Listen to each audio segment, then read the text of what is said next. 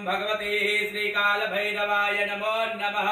ध्यानं समर्पयामि देवराजशप्यमान पावनाग्निपङ्कज व्यालयज्ञश्रोत्रमेन्दुशेखरं कृपाकरं नारदादियोगवृन्दवन्दितं दिगम्बरं काशिकापुरादिनाथ कालभैरवं भजे भैरवाय नमो नमः। ध्यानं समर्पयामि प्रार्थना प्रवगणन्तानन्तकोटि नमस्काराञ्च समर्पयामि।